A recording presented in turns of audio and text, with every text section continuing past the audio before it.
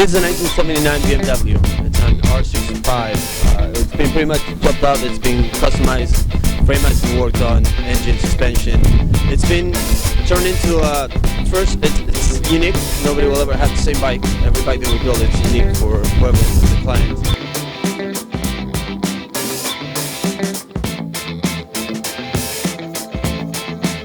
Takes what, 2 months of building to put it back together. So we literally take the bike, we completely strip it down to the frame and then to the bare bones and just build it right back up from bottom to the top depending on the client's specifications. So if it's a customized job, then we do customized work, but we try to keep it as close to the original as possible using the original bolts to keep it, you know, the original and the way that it was when it was first made.